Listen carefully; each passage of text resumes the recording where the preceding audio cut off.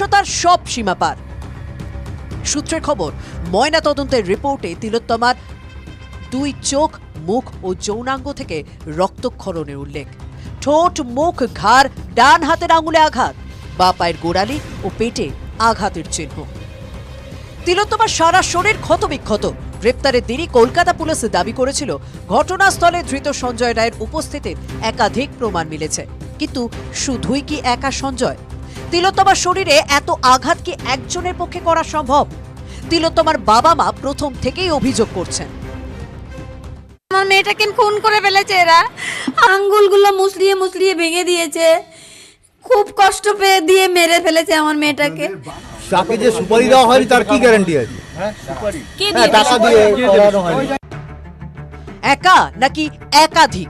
তিলোত্তমার ধর্ষণ খুন কাণ্ডে তদন্তভার হাতে নিয়ে প্রথম থেকে এই উত্তরের খোঁজে সিবিআই। তদন্তভার নিয়ে বুধবার সিজিও কমপ্লেক্সে আধিকারিকদের নিয়ে বৈঠক সারেন সিবিআই ডিআইজি পদমর্যাদার অফিসার। চিকিৎসক পড়ুয়ার খুনের নেপথ্যে কি কোনো ষড়যন্ত্র? সূত্রের খবর, তিলোত্তমা খুন তদন্তের মিসিং লিংক জুড়তে সিবিআই আপাতত যে প্রশ্নের উত্তর খুঁজছে। ঘটনার রাতে হাসপাতালে কেন গিয়েছিল সঞ্জয়? বেছে বেছে সেমিনার হলেই বা কেন সঞ্জয় পৌঁছেছিল? ওই রাতে সঞ্জয় কি একাই ছিল নাকি সঞ্জয়ের সঙ্গে আরো কেউ ছিল? সেমিনার হলে কুকীর্তি। আরজিকর হাসপাতালে নার্সিং সুপার জানিয়েছেন, একটা বক্সে থাকে, ওখানে একটা বক্সে থাকে, সেখান থেকে যার যেমন দরকার হয় ওনারা নিয়ে যান। এখানে বলা থাকে যে নিয়ে গেলে আপনারা রেখে দিয়ে যাবেন। অন্য কেউ ছাড়া কি চাবি নেওয়া সম্ভব? না, অন্য কেউ নিতে পারবেন না। এটা নার্সিং সুপারের কথায় স্পষ্ট, সেমিনার হলে বহিরাগতদের ঢোকার কথা নয়। প্রশ্ন হলো, সবার নজর এড়িয়ে ওই রাতে সেমিনার হলে অবাধে সঞ্জয় পৌঁছে গেল কি করে? সূত্রের খবর, সিবিআই জানতে চাইছে সঞ্জয়কে ওই রাতে হাসপাতালে কেউ কি পরিকল্পনা করে পাঠিয়েছিল? বাইরে থেকে কি সঞ্জয়কে ইন্ধন জুগিয়েছিল? খুনের পর কোথায় কোথায় গিয়েছিল সঞ্জয়? সূত্রের খবর, পুলিশের জেরায় সঞ্জয় নাকি অপরাধ স্বীকার করে। প্রমাণ লোপাটের কথাও নাকি স্বীকার করে সঞ্জয়। হেফাজতে পেয়ে সঞ্জয়কে নতুন করে জেরা করবেন সিবিআই আধিকারিকরা। সেখানে পুলিশ হেফাজতে সঞ্জয় বেশ কিছু বয়ান দিয়েছে। সেই বয়ানের সঙ্গে নতুন বয়ান মিলিয়ে দেখবে সিবিআই। তিলোত্তমার বাবা মা অভিযোগ করেছিলেন, উপর থেকে বাধা, যারা সিনিয়র ডাক্তার তারা সহযোগিতা করতে না। আমার মেয়ে বলতো আমার আরজি করে যেতে আর ভালো লাগে না। কেন হাসপাতালে যেতে অনীহা তৈরি হয়েছিল তিলোত্তমার, তার বিশেষ এক বন্ধুরও দাবি।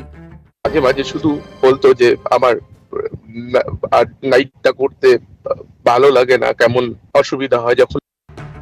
কেন নাইট ডিউটি করতে চাইতেন না তিলোত্তমা? নাইট ডিউটি করতে গিয়ে কি অসুবিধার মুখে পড়তে হতো তাকে? আগাম কোনো বিপদ কি আজ করেছিলেন তিলোত্তমা? ওই রাতে কর্তব্যরত বাকিরা কেন কিছু টের পেলেন না? এই প্রশ্ন সিবিআই কে ভাবাচ্ছে। সিবিআই জানতে চায়, তিলোত্তমাকে কি টার্গেট করেছিল ধৃত সঞ্জয় রায়? তার উপর নজর রাখতে কি আগেও হাসপাতালে গিয়েছিল সঞ্জয়? গত 1 মাসে সিসি ক্যামেরা ফুটেজ খতিয়ে দেখতে নির্দেশ সিবিআই এর ডিআইজির। তদন্তকারী সিবিআই টিমে এইমসের এক চিকিৎসক রয়েছেন বলে খবর। ময়না তদন্তের রিপোর্ট খতিয়ে দেখবেন তারা। ময়না তদন্তের ভিডিওগ্রাফিও তদন্তকারীরা দেখবেন। একই সঙ্গে ময়না তদন্তের সময় উপস্থিত চিকিৎসকদের সঙ্গেও তারা কথা বলবেন বলে খবর। সব দিক মিলিয়ে তিলোত্তমার মৃত্যুর মিসিং লিঙ্কগুলি এক সুতোয় গাঁথতে চাইছে সিবিআই। সুপ্রিয় ও সুজয়ের রিপোর্ট, TV9 বাংলা। তিলোত্তমা কাণ্ডে প্রিয়াঙ্কার পাওয়ার মুখ খুললেন রাহুল গান্ধীও। সোশ্যাল মিডিয়ায় লিখলেন, আরজি করে বিভৎস কাণ্ড ঘটেছে, দোষীদের শাস্তির পরিবর্তে তাদের আড়াল করার চেষ্টা।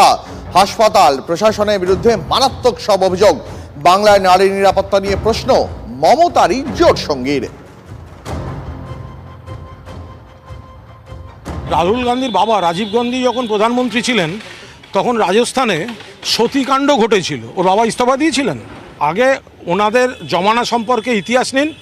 এটা উন্নাও হাতরাসে যোগী সরকার কোনো ব্যবস্থা নেয়নি, উল্টে নির্যাতিতা আত্মীয়দের খুন করছিল। এখানে মুখ্যমন্ত্রী ব্যবস্থা নিয়েছেন। ওনার একটা সুবিধা হচ্ছে পশ্চিমবঙ্গ নিয়ে বলার, 77 সালে ওনার দল ক্ষমতা থেকে গেছে, 77-এর পর আজকে 2024, এখনও অবধি তো সরকার সামলাতে হয়নি। ফলে বিচ্ছিন্ন ঘটনা হলে কিভাবে সরকার সামলাতে হয় সেটাও কেন্দ্রে সরকারে নেই, অনেক দিন হয়ে গেছে। ফলে দায়িত্বজ্ঞানহীন মন্তব্যগুলো করাটা অনেক সহজ হয়ে যাচ্ছে ওনার কাছে।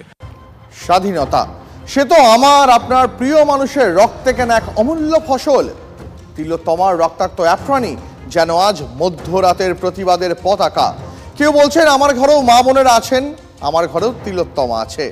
আরজি করের মহিলা চিকিৎসকের ধর্ষণ হত্যার বিচার চাই। বাংলার কোনায় কোনায় উঠছে এই স্লোগান। স্বাধীনতা দিবসের মধ্যরাতে নারী স্বাধীনতার ডাক।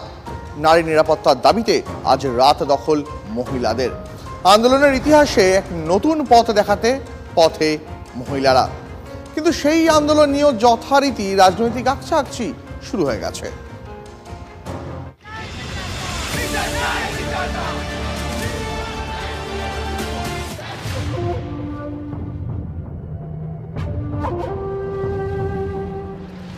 স্বাধীনতার মধ্যরাতে নারী স্বাধীনতার জন্য রাতের দখল নাও মেয়েরা। তিলোত্তমার এক কোণ থেকে তৈরি হওয়া এই স্লোগান দাবানলের মতো ছড়িয়ে পড়েছে গোটা বাংলায়।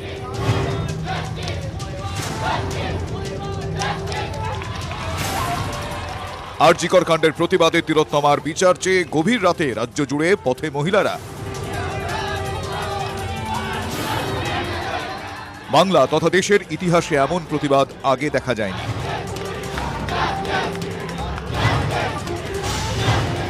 রাতের শহরে নারীদের নিরাপত্তা সুনিশ্চিত করার দাবিতে এই কর্মসূচি। প্রথমে ঠিক হয়েছিল কলকাতার 3 জায়গায় হবে প্রতীকী আন্দোলন, college street, academy of fine arts, Jadavpur 8B।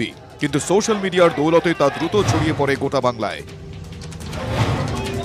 দলহীন এবং পতাকাহীন এই আন্দোলনের আহ্বানে সাড়া দিচ্ছেন বহু মানুষ। শুধু কলকাতায় নয়, জেলায় জেলায়, মালদার ইংরেজ বাজার থেকে হাওড়ার মন্দিরতলা, পথে প্রতিবাদে বাংলার মা বোনেরা। তাদের কণ্ঠে প্রতিবাদের স্বর, তাদের কথায় প্রতিবাদের ভাষা। রাত জাগো এই প্রতিবাদে সামিল সাধারণ মানুষও। আমি তো আছি, রাত্রিবেলা থাকবো। মহিলা বলে শুধু কথা নয়, বাড়ির পুরুষরাও আসতে পারেন, কারণ তাদেরও ঘরের মেয়ে, কারোর তাদেরও ঘরের স্ত্রী বলুন, বোন বলুন, তারা আছে। সবার মানুষের জন্য, মানুষের পাশে।